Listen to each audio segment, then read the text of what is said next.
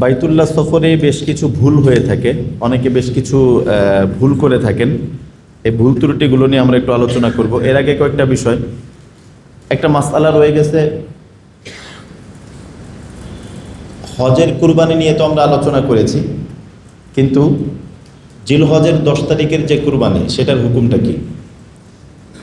সেটার হুকুম স্পষ্ট। জিলহজ মাসের 10 তারিখে যিনি মুকিম থাকবেন তার উপর কুরবানি ওয়াজিব। মুকিম থাকবেন কি মুকিম থাকবেন না সেটা নিয়ে তো আলোচনা হয়েছে। আপনি মিনায় ময়দানে যাওয়ার আগে যদি মক্কায় 15 দিন থাকার নিয়ত করেন বা 15 দিন থাকেন মিনায় যাওয়ার আগে, তাহলে তো নিঃসন্দেহে আপনি মুকিম।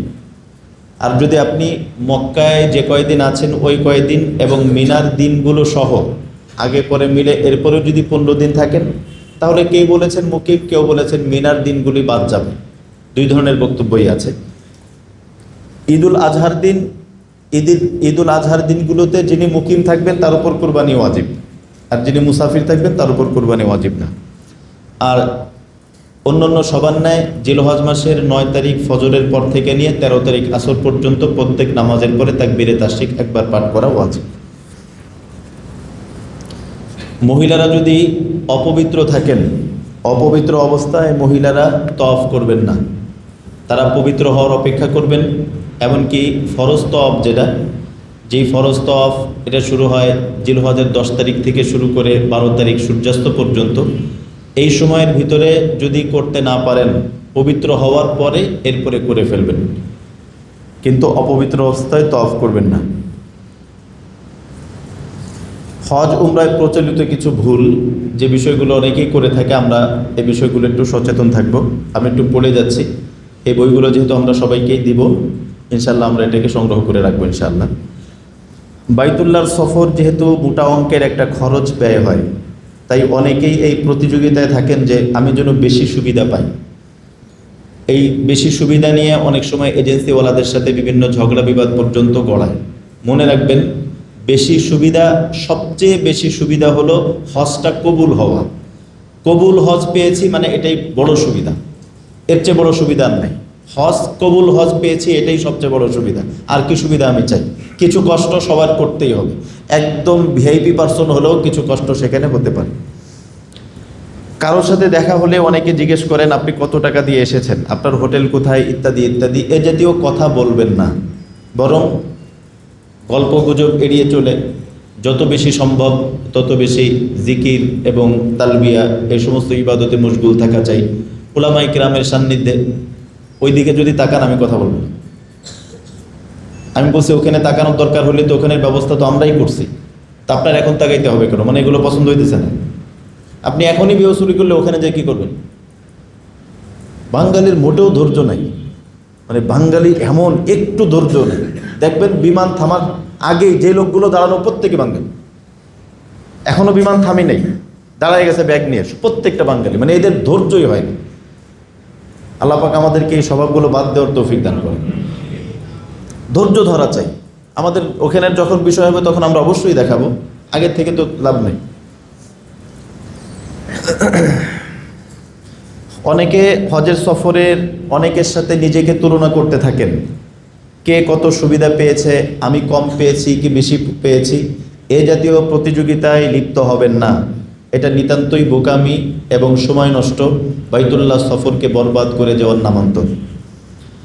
বাইতুল্লাহর সফরে কোনো লস নেই, আপনি যেই পরিমাণ খরচ করবেন ওই পরিমাণ সওয়াব পাবেন। এক্ষেত্রে তুলনা কেন? তুলনা একটাই, আমার হজটা সবার হজ থেকে ভিআইপি হোক, এবং যেই 6টা কাজ করলে হজ ভিআইপি হয়, প্রতিযোগিতা একটাই থাকবে, ওই 6টা কাজ যেন আমার দ্বারা অবশ্যই হয়। অনেকে মনে করেন সাদা কাপড় পরার নাম এহরাম, এটা ভুল। এহরাম হলো নিয়তের নাম। শরীরে কোনো কাপড় না থাকলেও হজ বা উমরার নিয়ত করে তালবিয়া পড়লেই এহরাম বাঁধা হয়ে যায়। কাজেই যদি গোসল করার দরকার হয়, এহরামের কাপড় দিয়ে সহ গোসল করে এটা পরিবর্তন করে আবার নতুন এহরামের কাপড় পরতে পারবো। তামাত্তু পালনকারী একত্রে হজ ও উমরার এহরামের নিয়ত কখনোই করবেন না, বরং আপনি প্রথমে উমরার নিয়ত করুন, এরপরে হজের সময় নতুন করে হজের এহরাম বাঁধুন। এহরাম অবস্থায় মহিলাগণ চেহারা খুলে রাখবেন না, বরং তখনই আপনি পর্দা করুন। এহরাম অবস্থায়ও মহিলা পর্দা করবেন, সেক্ষেত্রে আমরা পরামর্শ দেব সুন্দর ক্যাপ ব্যবহার করবেন। এহরাম অবস্থায় বাইতুল্লাহ স্পর্শ করবেন না, কেননা সুগন্ধি লেগে যাবে। হাজরে আসওয়াদ পাথর চুমা দিতে গিয়ে শব্দ করবেন না। হাজরে আসওয়াদ পাথর চুমা দিতে গিয়ে জীবনের ঝুঁকি নেবেন না, কাউকে কষ্ট দিবেন না। মহিলারা পুরুষের ভিড়ের ভিতরে হাজরে আসওয়াদ পাথর চুমা দিতে যাবেন না। তওয়াফের সময় সম্মিলিতভাবে উচ্চস্বরে দোয়া পড়বেন না, এতে অন্যের ক্ষতি হয়। তওয়াফের সময় সম্মিলিতভাবে উচ্চস্বরে দোয়া পড়বেন না, এতে অন্যের ক্ষতি হয়। তওয়াফের সময় নির্দিষ্ট দোয়াকে জরুরি মনে করবেন না, বরং মন ভরে দোয়া ও জিকির করতে থাকুন। পুরো তওয়াফে রমল করবেন না, অন্যকে কষ্ট দিয়ে রমল করবেন না। অনেকে পুরো তওয়াফে রমল করে। রমলটা শুধুই পুরুষের জন্য এবং শুধুই প্রথম 3 চক্করে এবং শুধুই ওই তওয়াফে যেই তওয়াফের পরে সাই আছে। অন্যকে কষ্ট দিয়ে রমল করবেন না। মহিলাগণ রমল করার কোনো নিয়ম নেই। নফল তওয়াফের পরেও তওয়াফের নামাজ পড়া ওয়াজিব, অনেকে এক্ষেত্রে অবহেলা করেন। নফল তওয়াফও যদি হয় তওয়াফের নামাজ পড়া ওয়াজিব। অনেকে মনে করেন একসাথে 2টা তওয়াফ করে ফেলি, একসাথে 4 রাকাত নামাজ পড়ব, এটা মাকরুহ, এটা ঠিক না, এমনটা করবেন না। বরং একটা তওয়াফ শেষ 2 রাকাত নামাজ পড়ুন, আবার আরেকটা তওয়াফ করবেন, এভাবে। কাতারের সংযোগ ছাড়াই মাইকের আওয়াজে জামাতে শরিক হবেন না। অনেকে দেখা যায় যে মাইকের আওয়াজ শুনেই কাতারে শরিক, মাঝখানে অনেক গ্যাপ থাকে, এতে নামাজ হবে না। নামাজের ভিতরে ইত্তিসাল সংযোগ স্থাপন করা জরুরি। কেউ যদি 2 কাতার পরিমাণ জায়গা ফাঁকা রেখে পিছনে দাঁড়ায় এবং যেই 2 কাতার যে ফাঁকা রাখা হলো এইটা কোনো দিক দিয়ে না মিলে, মানে কোনো না কোনো দিক দিয়ে মিলে গেছে, তাহলেও হবে। মনে করেন এখানে একটা কাতার লম্বা, এখানে ফাঁকা, কিন্তু এই কাতার বরাবর এই জায়গায় আবার লোক আছে। তো মসজিদে হারামে তো 4 কোণা এরকম ঘোরানো, তো এই জায়গায় কথার কথা কোনো লোক নাই, কিন্তু এই কাতার বরাবর পিছনে লোক আছে, তাহলেও হয়ে যাবে। কিন্তু এরকম যদি কোনো কাতার হয় যেই কাতার বরাবর কোনো জায়গায় লোক নাই, এরকম 2 কাতার পরিমাণ যদি খোলা থাকে, তাহলে সেক্ষেত্রে পিছনের ব্যক্তিদের ইক্তেদা সহি হবে না। নফল তওয়াফের মতো নফল সাই করবেন না। কেউ কেউ নফল সাই করে, নফল সাই করার ভিতরে আলাদা কোনো ফজিলত নেই, এটা কিছুই না। সামান্য ওজরে হুইল চেয়ারে তওয়াফ ও সাই করবেন না। আসলেই ওজর হলে তাহলে তিনি করতে পারেন, কিন্তু সামান্য ওজরে হুইল চেয়ার ব্যবহার করবেন না। সাইতে মহিলাদের দৌড়ানোর কোনো বিধান নাই।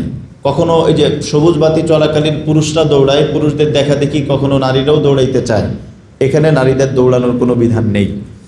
তাড়াহুড়া করে তওয়াফ ও সাই করে দ্রুত হালাল হয়ে যাওয়ার চেষ্টা করবেন না, বরং শান্তভাবে সময় নিয়ে কাজগুলি সম্পন্ন করুন। তালবিয়া কম পড়বেন না, যত বেশি সম্ভব তালবিয়া পড়ুন। অনেকে মদিনা থেকে ইহরাম বেঁধে, মদিনা শরীফ যখন যান মদিনা শরীফ থেকে ইহরাম বেঁধে সরাসরি মিনায় চলে যায়, অথচ যদি তামাত্তু পালনকারী হয় তাকে আগে উমরা করতে হবে, উমরা করে এরপরে তিনি মিনার ময়দানে যাবেন।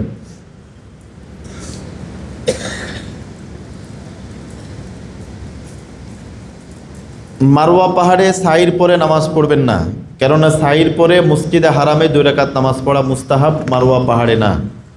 সামর্থ্য থাকা সত্ত্বেও অন্যকে দিয়ে পাথর মানানো জায়েজ নেই, এটা করবেন না। মাথার আংশিক চুল কাটলে হালাল হয় না, পূর্ণ মাথার চুল কাটতে হয়। মুজদালিফায় অবস্থানের মূল সময়ে গল্পগুজব কিংবা এদিকে গল্পগুজবে লিপ্ত থাকবেন না। মুজদালিফায় অবস্থানের মূল সময় সেটা হলো সুবহে সাদিক থেকে কত তারিখ? জিলহজের 10 তারিখ। জিলহজের 10 তারিখ সুবহে সাদিক থেকে সূর্য উঠা বা চারিদিকে ফর্সা হওয়ার আগ পর্যন্ত এই সময়টা অতীব গুরুত্বপূর্ণ সময়। এই সময়টা জিকির, দোয়া, ইস্তেগফার এবং আল্লাহর কাছে রোনাজারিতে লিপ্ত থাকবেন। প্রচণ্ড ভিড়ের মধ্যে অন্যকে কষ্ট দিয়ে হলেও হাজর আসওয়াদ পাথর চুম্বন করতে যাবেন না। তওয়াফের সময় আরেকটা গুরুত্বপূর্ণ বিষয়, অনেকে দেখা যায় তওয়াফ যখন করে তওয়াফের সময় সিনা কেবলার দিকে ঘুরে যায়। তওয়াফের সময় সিনা যদি কেবলার দিকে ঘুরে যায়, এমনকি যে হজরে আসওয়াদ সিনা ঘুরবে না, চেহারা ঘোরা এক জিনিস আর সিনা ঘোরা, একদম সিনা যদি কেবলার দিকে ঘুরে যায় মানে কাবার দিকে ঘুরে যায়, সিনাটা যদি কাবার দিকে ঘুরে যায় তাহলে ওই অংশ কিন্তু তওয়াফের ভিতরে কাউন্ট হবে না।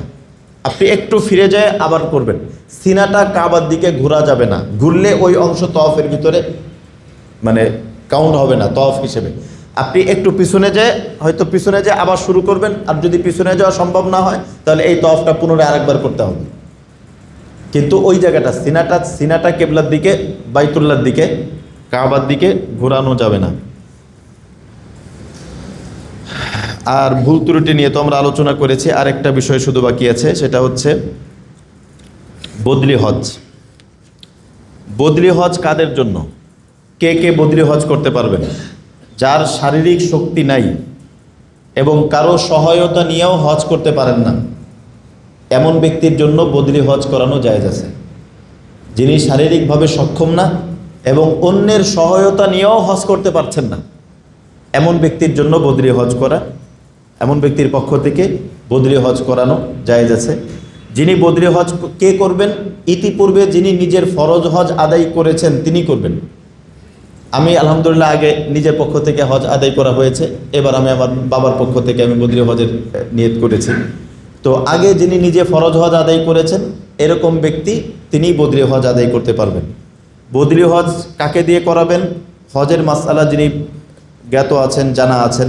কারণ বদলি হজ যিনি করবেন তিনি যত ভালো করে হজটা করবেন, ওই ভালো হজের সবই তো আপনার বাবা বা যার পক্ষ থেকে করা হচ্ছে তিনি পাবেন। এজন্য বিজ্ঞ কোনো ব্যক্তির মাধ্যমে করানোটাই ভালো। বদরি হজকারী তামাত্তু হজ করলে যার পক্ষ থেকে বদরি হজ করছে তার পক্ষ থেকে ইহরামের নিয়ত করবেন, এভাবে যে আমি অমকের পক্ষ থেকে উমরার ইহরাম করেছি অথবা অমকের পক্ষ থেকে হজের ইহরাম করেছি, এভাবে তিনি নিয়ত করবেন। এরপরে যাবতীয় কাজগুলো স্বাভাবিকভাবেই করবেন। মসজিদের মহিলাদের যে হজ উমরা সংক্রান্ত যে বিষয়গুলো সেগুলো তো আমরা আলোচনা করেছি এবং গতকালকেও আমরা বলেছি যে মহিলাদের কি কি বিষয়গুলো পুরুষদের থেকে একটু পার্থক্য আমরা গতকালকে আলোচনা করেছি। এরপর আমাদের এই বইয়ের ভিতরে লেখা আছে, সেটা আমরা করতে পারব। শেষ, এটা কি কমপ্লিট হয়েছে? এখন আমরা একটু খেয়াল করি, দেখি এখনো কে প্রজেক্টরের দিকে তাকায়। আমাদের আরেকটা অংশ, আমাদের যেটা পঞ্চম অধিবেশন, সেটা ইনশাল্লাহ আমরা এখন শুরু করি। মদিনা মুনাওয়ারায় জিয়ারত, একটু খেয়াল করেন, মদিনা মুনাওয়ারার জিয়ারতটা কিন্তু আমাদের এখনো বলা হয়নি। মদিনা মুনাওয়ারার জিয়ারত হচ্ছে বাইতুল্লাহর সফরের অনেক গুরুত্বপূর্ণ একটা অংশ, যেখানে রাসূল সাল্লাল্লাহু আলাইহি ওয়াসাল্লামের কাছে নবীজির সান্নিধ্যে যাওয়ার পরে নবীজির রওজায়ে পাকে সালাম পেশ করা, এটা নিয়ে অনেক বর্ণনা আছে।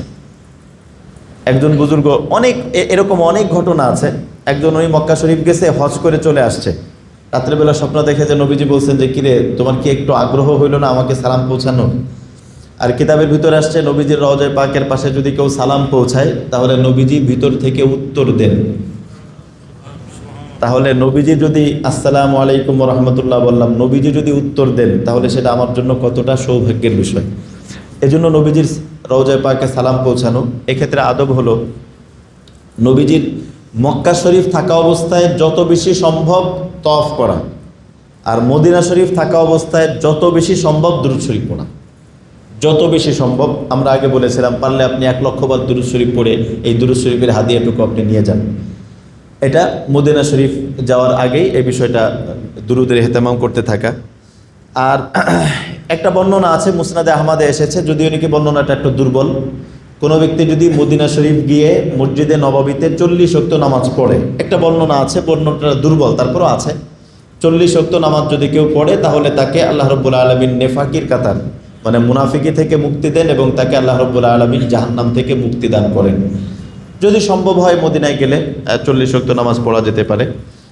মদিনায় সফরের পূর্বে 2 রাকাত নামাজ পড়া, সলাতুল হাজাত, কথা বলেন না, সফরের পূর্বে 2 রাকাত নামাজ পড়া। মদিনায় যে সফর করবেন এই সফরের পূর্বে 2 রাকাত সলাতুল হাজাত নামাজ পড়া, যেন সফরটা বরকতময় হয়, সুন্দর হয়। এজন্য মদিনা শরীফে সফরের আগে আরেকটা বিষয় আমরা বলি, মেহমান, আপনার বাসায় যদি কেউ মেহমান আসে, আপনি কখনোই পছন্দ করবেন না যে মেহমানরা আপনার কোনো ভুল ধরুন, সমালোচনা করুন। আপনার বাসার কোনো বিষয়ে সমালোচনা করুক, এটা নিতান্তই বেয়াদবি। কেউ কেউ ওখানে যাওয়ার পর তুলনা করে মক্কা ভালো না মদিনা ভালো, এটা নিতান্তই বেয়াদবি একটা বিষয়। দুইটাই দুইটার জায়গা থেকে সম্মানিত এবং আমাদের অত্যন্ত সম্মানিত স্থান। এখানে মক্কা এবং মদিনার ভিতরে একজন আমাকে বলছিল যে হুজুর, মক্কা শরীফের সব মানুষের আচরণ দেখলে বোঝা যায় যেটা আবু জাহেলের বাড়ি। মানে এটা খুব জঘন্য একটা কথা, এটা হওয়া উচিত না। বরং আমাদের মক্কা মদিনা দুইটার ভিতরে কোনো তুলনা করা এটাও আমাদের ঠিক না, বরং দুইটাই সম্মানিত জায়গা। এজন্য আমরা মক্কা শরীফ বলি, মদিনা শরীফ বলি।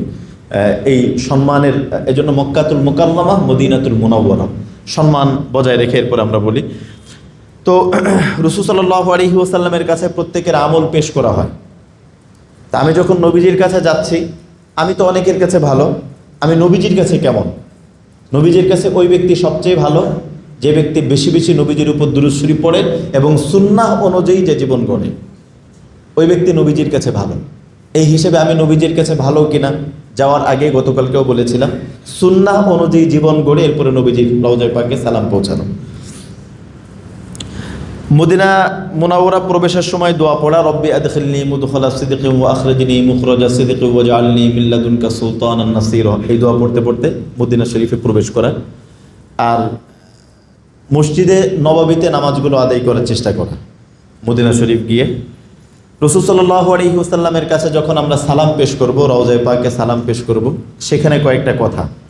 এক নম্বর হলো, সালাম পেশ করতে যাওয়ার সময় সুগন্ধি মেখে ভালো পোশাক পরে, তুলনামূলক আমার সফরের ভিতরে একটা পোশাক আমি রেখে দিই যেটা ভালো, যেটা আমি মদিনা শরীফে রাসূলের রওজায়ে পাকে সালাম পেশ করার সময় আমি সেটা পরব। এরকম সুন্দর করে সালাম, ভালো পোশাক পরে সুগন্ধি মেখে এরপর আমি রাসূল সাল্লাল্লাহু আলাইহি ওয়াসাল্লামের রওজায়ে পাকে সালাম পেশ করার জন্য যাব। কিছু কিছু সময় আছে যে সময়গুলোতে একটু ভিড় কম থাকে, রাত্রেবেলায় আছে, কিছু কিছু সময় একটু ভিড় কম থাকে, পুরুষের জন্য সময় আলাদা থাকে, মহিলাদের জন্য আলাদা থাকে। এই সময়গুলো আগের থেকে জেনে এরপরে আমি যাব। সেখানে আল্লাহর রাস্তায় আমরা কোনো ছবি তুলব না, এটা বেয়াদবি হয়। ওখানে যাওয়ার পর অনেকে ভিডিও কল, এগুলো চরম বেয়াদবি, চরম বেয়াদবি এটা।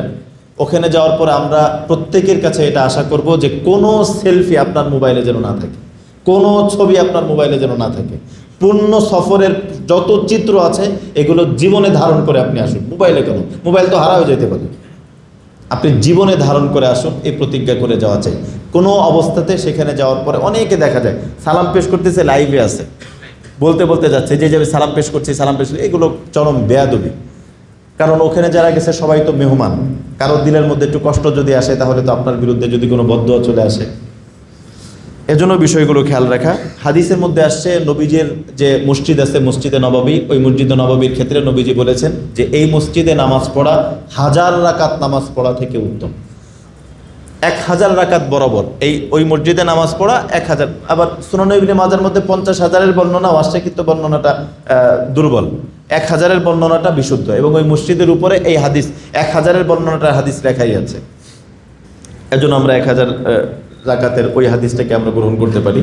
সেটাও তো কম না, 1 রাকাত নামাজ যদি 1000 রাকাতের সমতুল্য হয় সেটাও তো অনেক বেশি। মসজিদে আমি যখন মদিনা মুনাওয়ারার মসজিদে নববীতে আমি প্রবেশ করব, প্রথমেই সুন্নাহ পদ্ধতিতে প্রবেশ করব। এরপরে সুন্নাহ পদ্ধতিতে ডান পা দিয়ে প্রবেশ করা, বিসমিল্লাহি ওয়াসসালাতু ওয়াসসালামু আলা রাসূলিল্লাহ, আল্লাহুম্মা ইগফিরলি যুনুবি ওয়াফতাহ লি আবওয়াবা রাহমাতিক। এরপরে ইতিকাফের নিয়ত করলাম। এরপরে আমি 2 রাকাত দুখুরুল মসজিদ পড়লাম। 2 রাকাত দুখুরুল মসজিদ পড়ে এরপরে আমি যখন রওজায়ে পাকে সালাম পেশ করতে যাব, তখন ধীরে ধীরে আদবের সাথে সালাম পেশ করতে যাব, আদবের সাথে ধীরে ধীরে সালাম পেশ করতে যাওয়া। এবং এখানে কয়েকটা বিষয় খেয়াল করা, সেটা হলো এখানে কয়েকটা ঘর আছে, আমরা দেখাই দেব। নবীজির রওজায়ে পাকের যে জায়গাটা, ওখানে মুহাম্মাদুর রাসূলুল্লাহ লেখা আছে, রাসূলুল্লাহ লেখা আছে। ওই জায়গায় যাওয়ার সময় সোজা হয়ে তো যেতে হয়, ওই জায়গায় বরাবর সব পুলিশরা দাঁড়াতে দেয় না, যদি সম্ভব হয়, যদি সম্ভব হয়। কারণ নিয়ম হলো যে কবর জিয়ারতের নিয়ম হচ্ছে যে আমি যে কবর জিয়ারত করছি, মনে করেন এই যে আমি যাচ্ছি, জিয়ারতের নিয়ম হলো কবর জিয়ারত করা। কবর জিয়ারতের নিয়ম কি? কবর জিয়ারত উনি যে শুয়ে আছেন এরকম দাঁড়ানো, এরকম। তো আমরা যখন এই দিক দিয়ে যাচ্ছি এরকমই তো থাকে না, এই দিকে পশ্চিম এরকম না নাকি? হ্যাঁ, এরকম থাকবে, এরকম থাকবে, হ্যাঁ বাম বাম পেশে থাকবে, হ্যাঁ হ্যাঁ ঠিক আছে, বাম পাশে থাকবে।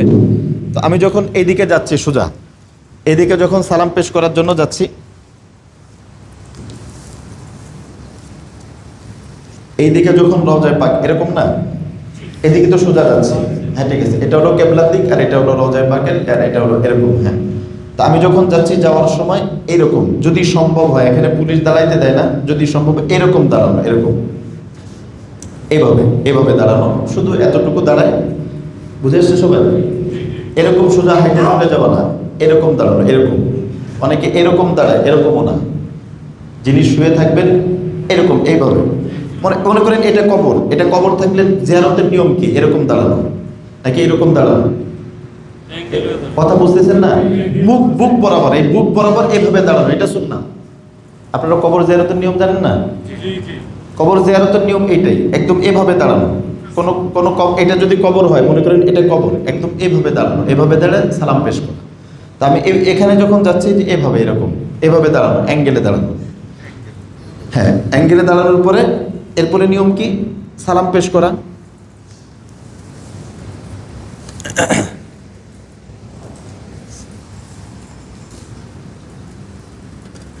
মাসালা তো এটাই, সালাম পেশ করা। সালাম, এই যে এখানে আমরা দুরুদ ও সালাম অনেকগুলো লিখে দিয়েছি, আপনি যেটা সম্ভব সেটা করতে পারেন আদবের সাথে। আসসালাতু ওয়াসসালামু আলাইকা ইয়া সাইয়্যিদি ইয়া রাসূলুল্লাহ, আসসালাতু ওয়াসসালামু আলাইকা ইয়া সাইয়্যিদি ইয়া হাবিবাল্লাহ, যে যত সুন্দর করে বলতে পারে। আসসালাতু ওয়াসসালামু আলাইকা ইয়া শাফিউল মুযনিবিন, আসসালাতু ওয়াসসালামু আলাইকা ইয়া রাহমাতাল লিল আলামিন, যে যত সুন্দর করে পেশ করতে পারেন সে তত সুন্দর করে পেশ করবে। আহমদ কবির রিফাই, সৈয়দ আহমদ কবির রিফাই আল্লাহ পাকের একজন পাগল বান্দা ছিলেন। হযরত জালালউদ্দিন সুয়ুতী রহমতুল্লাহি আলাইহি, উনি এই তার জীবনের মধ্যে এটা লিখেছেন। রাসূল সাল্লাল্লাহু আলাইহি ওয়াসাল্লামের আওলাদ ছিলেন, আওলাদে রাসূল ছিলেন। উনি নবীজির রওজায়ে পাকের পাশে দাঁড়ানোর পরে উনি কবিতা পড়ছেন। ফি হালাতিল বুদি রূহি কুনতু উরসিলুহা তাকাব্বালাল আরদু আন্নী ওয়া হিয়া নাইবাতি। নবীজির রওজায়ে পাকের পাশে গিয়ে এই কবিতা পড়ছে, ফি হালাতিল বুদি কুনতু রূহি উরসিলুহা তাকাব্বালাল আরদু আন্নী ওয়া হিয়া নাইবাতি, যে নানা জান আমি তো ইতিপূর্বে আসতে পারতাম না, আমি আমার রুহুকে পাঠাইতাম, রুহু এখানে এসে চুমা দিয়ে যেত। আজকে সরাসরি আমি নিজে উপস্থিত হয়েছি, আমার দিলের মধ্যে খুব শখ যে আপনি হাতটা বাড়াই দিবেন, আমি হাতে একটা চুমা দিব। একদম আল্লামা জালালউদ্দিন সুয়ুতী উনি লেখছে, সবার সামনে স্পষ্টভাবে উনি দেখছে রওজায়ে পাকের ভিতর থেকে হাত বের হয়ে গেছে, উনি সাথে সাথে হাতে চুমা দিচ্ছেন। সৈয়দ আহমদ কবির রিফাই অনেক বড় মাপের বুজুর্গ, ওনার নামে আমার ছেলের নাম রাখছে আহমদ কবির রিফাই, অনেক বড় মাপের বুজুর্গ ছিলেন। ওই জায়গাগুলো বললাম না, খুবই ব্যতিক্রম জায়গা। নবীজির রওজায়ে পাকের ওই জায়গাটা খুবই ব্যতিক্রম জায়গা, ওটা একদম সাধারণ কোনো কবর বা কোনো কিছুর সাথে আপনি তুলনা করতে পারবেন না, ওটা একেবারেই ভিন্ন, একেবারেই ভিন্ন। ওখানের অনেক ঘটনা আছে। ওখানের একজন খাদেম, তারা একবার জিজ্ঞেস করা হইলো যে আপনি তো অনেক বছর ধরে এখানে খেদমত করেন, তো আপনার এরকম জীবনের কিছু ঘটনা শোনান। উনি ওনার জীবনের একটা ঘটনা শুনাইছে যে একবার আমার অনেক ক্ষুধা লাগছে, অনেক ক্ষুধা লাগছে, তখন আমি ওই খেদমত করে, তখন আমি চিন্তা করছি যে চাক শুয়ে থাকি, একটা ব্যবস্থা হবে। পরে শুয়ে রয়েছি, পরে হঠাৎ করে স্বপ্নে দেখলাম যে রাসূল সাল্লাল্লাহু আলাইহি ওয়াসাল্লাম এসে বলছে, যাও তোমার আমি মেহমানদারি করি। একটা সুন্দর একটা রুটি আমার মুখের মধ্যে দিয়েছে, ঘুমিতে ওঠার পরে দেখি আমার রুটির বাকি অংশ আমার মুখে গেছে। অনেক অনেক ঘটনা আছে, এটা একটা দুটো ঘটনা এরকম না, ওখানের অনেক ঘটনা এরকম আছে। তো এই জন্য আমরা সালাম পেশ করব আদবের সাথে। আসসালাতু ওয়াসসালামু আলাইকা ইয়া সাইয়্যিদুল মুরসালিন, যে যেভাবে পারি সুন্দর করে, আমাদের এখানে কয়েকটা সালাম দেওয়া আছে, এতটুকু পর্যন্ত মাসআলা। এবার আমি আমার কয়েকটা আবেগ বলতেছি, মাসলা কিন্তু এতটুকু, এর বেশি আর কোনো মাসলা নেই। ওখানে সালাম পেশ করা, এরপরে একটু আপনি আগায় যাবেন, আগায় যাওয়ার পরে এরপরে হচ্ছে আবু বকর সিদ্দিক রাদিয়াল্লাহু তাআলা আনহুর কবর। আপনি ওখানে যে বলবেন আসসালাতু ওয়াসসালামু আলাইকুম, সালাম দিলেন আসসালামু আলাইকুম। ও আরেকটা কথা, আপনার কাছে যদি কেউ সালাম পৌঁছায়, অনেকে বলে না যে ভাই আমার পক্ষ থেকে সালামটা নবীজির কাছে পৌঁছায় দিয়েন, তখন আপনি বলবেন আসসালামু আলাইকা ইয়া রাসূলুল্লাহ মিন। মিন বলার পর আপনার যার যার নাম, তো আপনি নাম বলবেন, মিন কে, যে তার নামটা বললেন। আপনি এটাও বলতে পারেন আসসালামু আলাইকা ইয়া রাসূলুল্লাহ মিন জামিউল মুমিনিন, সব মুমিনের পক্ষ থেকে সালাম, এটাও হতে পারে, আপনি এটা বলতে পারেন। অথবা বিশেষ স্পেশাল কেউ থাকলে, আমি এরকম যারা স্পেশাল কিছু ওদের নাম লিখে নিয়ে যাই, একদম নাম লিখে দেন, মিনের পরে শুধু নামগুলো একবারে পড়ে ফেলি। আলহামদুলিল্লাহ এরকম প্রত্যেকবারই কিছু স্পেশাল যারা মহাব্বতের যারা ওদের নামগুলো আমার লেখা থাকে। এভাবে আপনি লিখে নিতে পারেন মিন অমক অমক অমক, একসাথে 10টা নাম পড়ে ফেললেন, সরাসরি তার নামেই সালামটা পৌঁছলো, হতে পারে না? বলতে পারে।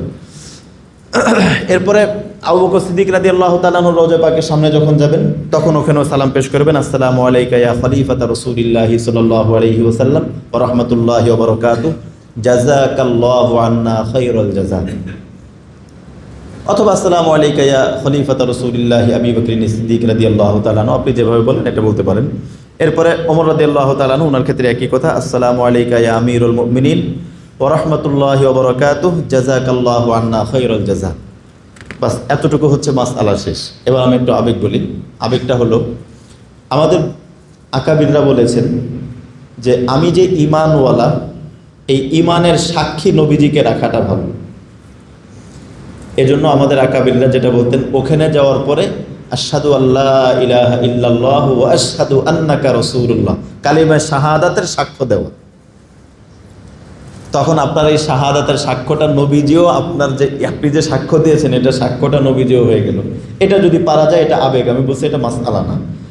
আপনি ওখানে যাওয়ার পরে সালাম পেশ করার পরে আপনি যদি বলেন কি আশহাদু আল্লা ইলাহা ইল্লাল্লাহু ওয়া আশহাদু আন্নাকা রাসূলুল্লাহ, এটা বলতে পারেন। এক। 2 নম্বর হলো কোরআনের মধ্যে আসছে ওয়ালাউ আন্নাহুম ইয যালামু আনফুসাহুম জাউকা ফাস্তাগফিরুল্লাহা ওয়াস্তাগফারা লাহুমুর রাসূল লাওজাদুল্লাহা তাওয়াবার রাহিমা। ওখানে লেখা আছে বড় করে এই আয়াতটা। আল্লাহ পাক বলছেন, হে রাসূল সাল্লাল্লাহু আলাইহি ওয়াসাল্লাম, আপনার কাছে যদি আপনার কোনো উম্মত আসে যে নাকি নিজের উপরে অনেক জুলুম করেছে, অনেক গুনাহ করেছে, সে যদি আপনার কাছে আসে, আসার পর সে যদি আল্লাহর কাছে মাপ চায়, সাথে সাথে আপনিও তার জন্য আল্লাহর কাছে মাপ চান, তাহলে অবশ্যই আল্লাহ তারে ক্ষমা করে দেবে। নবীজির যুগে একজন সাহাবী দূর থেকে আসছেন, অনেক দূর থেকে আসছেন। আসার পরে এই জন্য যে আমি নবীজির কাছে যে মাপ চাবো, আমার এত গুনাহ, আমি নবীজির কাছে যে মাপ চাবো, আল্লাহ কোরআনে বলছেন নবীজি মাপ চাইলে আল্লাহ মাফ করে দিবেন। আসছে, আসার পরে শুনে যে নবীজির ইন্তেকাল হয়ে গেছে। এটা শোনার পর ওই লোকটা এত কষ্ট পেয়েছে, উনি বলছে যে আমি এখানেই, মানে নবীজির রওজা পাকের পাশে বলছে আমি এখানেই মাপ চাইতে থাকবো। 3 দিন পর্যন্ত উনি এখানে মাপ চাইছে। রাত্রেবেলায় স্বপ্ন দেখে যে নবীজি বলতেছেন এই ওই লোককে বলো যে আল্লাহ তারে মাফ করে দিছে। তো এটা হতে পারে। এজন্য আমরাও ওখানে যাওয়ার পরে যদি সম্ভব হয় ওখানে ওই জায়গাটা ইস্তেগফার করা, নবীজির কাছে মাপ চাইবো না, মাপ কার কাছে চাইবো? আল্লাহর কাছে। ওই জায়গাটা ইস্তেগফার করলাম, আল্লাহ আপনি আমারে মাফ করে দিন, শেষ, এতটুকু। এটা যদি হয় হতে পারে। তাহলে এই 2টা বিষয় আমরা বললাম। এই আপনারা কথা বলেন কেন? কথা বলেন না।